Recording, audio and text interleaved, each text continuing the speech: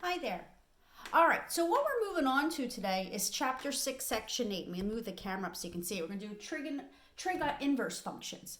So what you can see I have on my board today is I have the sine function, the cosine function, the tangent function. And I'll move the camera around as we get to the ones that we're talking about.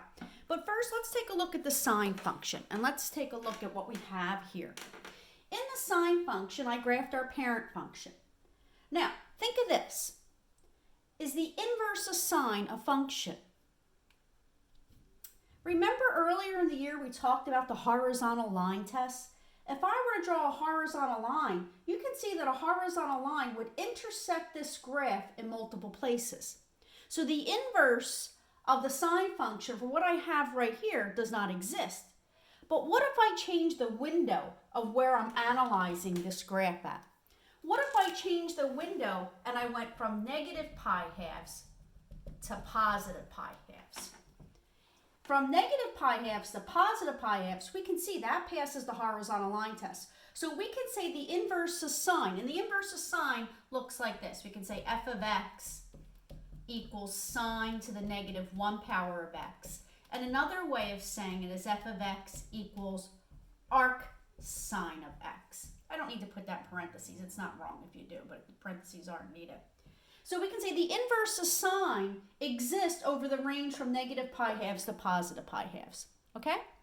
Let's take a look at the cosine graph. Here's our parent function for the cosine function. Once again, if I were to construct a horizontal line, we can see that a horizontal line would intersect this graph in more than one place. So the inverse of the cosine function, the way it is right now, does not exist. But once again, what if I change the window in which I'm analyzing this graph at? What if I change the window and I go from 0 to pi? From 0 to pi, would that pass the horizontal line test? Yes. So we can say the inverses of cosine exist between 0 and pi. So f of x, inverse of cosine, can be written like this, cosine to the negative 1 power of x. Another way of expressing it is f of x equals the arc cosine of x. All right, let's analyze the tangent function. Let me move my camera around a little bit so that you can see the tangent function. And there's your tangent function.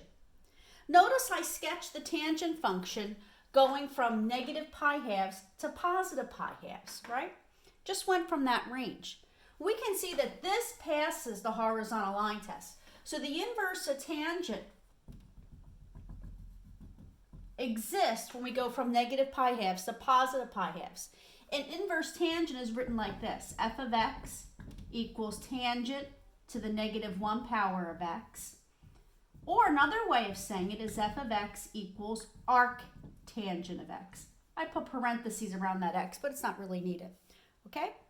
All right, let me stop the video, and then we're going to come back on, and I'm going to give you a chart where I have all this written out for you.